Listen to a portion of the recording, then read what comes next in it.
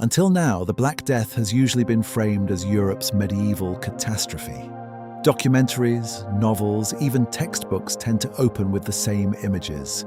European harbours, non-stop church bells, carts piled with bodies. But what if the biggest question is this? What if Europe was only the final stop? What if the story didn't begin in London or Florence, but thousands of miles away, on entirely different soil? Because we can say this with far more confidence today.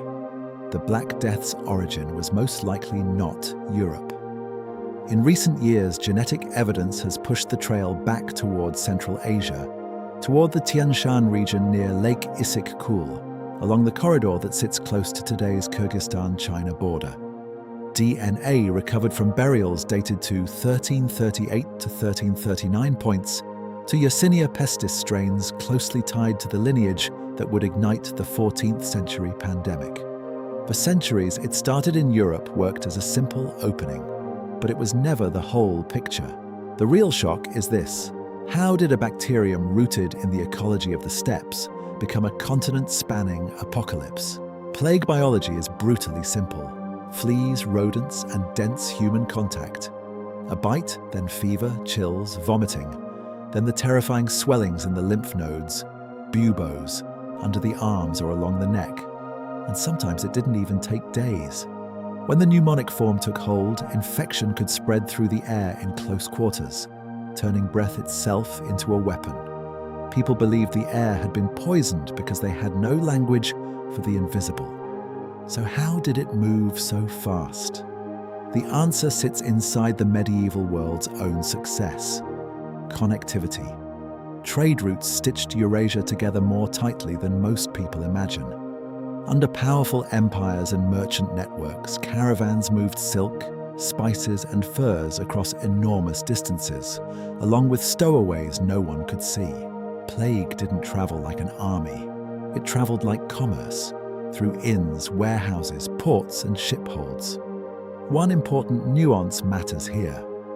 Some narratives insist the pandemic clearly erupted first in China on a vast scale. Historians still debate how directly the surviving records map onto the Black Death as we define it. What has become harder to dismiss, however, is the growing weight of evidence pointing to Central Asian source zones, places where ecology, trade, and mobility converged at exactly the wrong moment. Now, shift your gaze to the Black Sea, the Crimean port of Kaffa, Kefe. In 1346, the city was under siege when plague exploded among the besieging forces. Later accounts famously claim bodies were hurled into the city, a detail historians continue to argue about. But the larger point remains solid. Kaffa sat at a crucial hinge between overland routes and maritime networks. Once plague reached that hinge, it gained access to the Mediterranean's fastest highways. Then the dominoes fell. By 1347, ships entering the Mediterranean were not just carrying cargo, they were carrying rats, fleas, and panic. When a plague-stricken vessel docked, the first thing to step ashore wasn't goods, it was transmission. European chronicles often start here: Sicily, Italy's ports, the spread inland. And that's exactly where the biggest distortion takes hold, the one that shaped popular memory for generations. The sense that plague was primarily a European tragedy. But at the very same time, another world was collapsing to the south and east.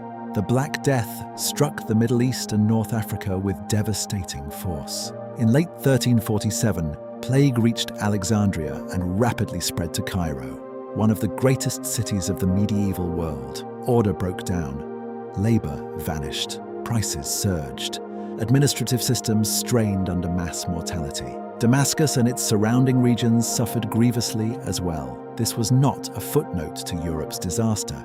It was a parallel catastrophe, often overshadowed simply because European sources dominate modern storytelling. Across North Africa, port cities tied to Mediterranean trade took severe blows. When commerce contracted, it didn't only strand ships, it cut through a city's lifelines. State revenues fell, rural production faltered. Some communities never truly recovered their pre-plague momentum, The same pathogen left different scars depending on local institutions and economies, but the shock was shared. And that leads to a crucial question.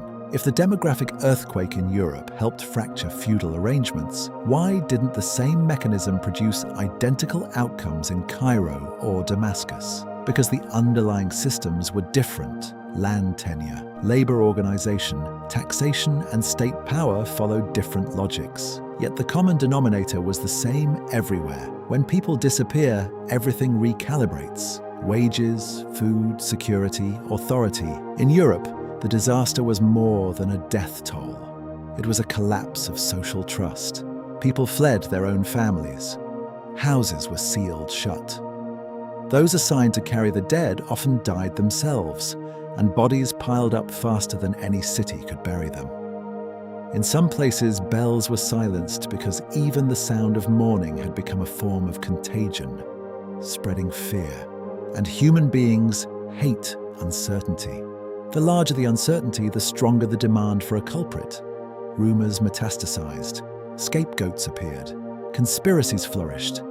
The plague's biological violence was matched by social and psychological breakdown. Yet even in the panic, something new began to form. An early shadow of public health. Maritime cities such as Venice developed policies to hold arriving ships and crews for a set period before allowing entry. The logic of quarantine, most famously expressed as 40 days, emerged from a brutal lesson in survival. It was too late to stop the first wave, but it planted a template that future centuries would refine. In many parts of Europe, entire regions lost staggering proportions of their people within just a few years. Labor shortages shifted bargaining power downward. Wages rose, old hierarchies cracked. What had seemed immovable began to bend. This wasn't progress in any clean sense. It was transformation forced by trauma, and it did not end in one wave.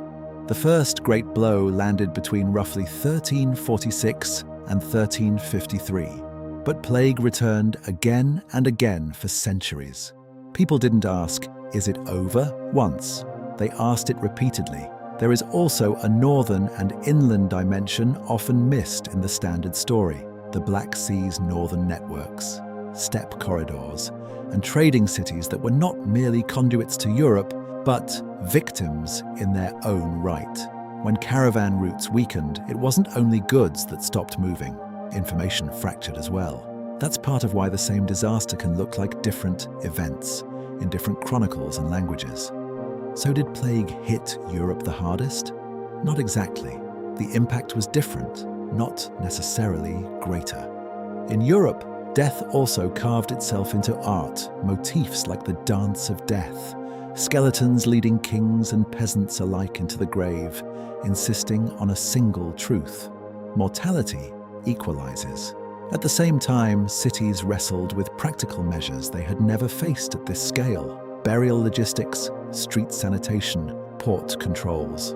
The Black Death proved that the very networks that generate prosperity, trade, migration, war, connection, can also accelerate ruin.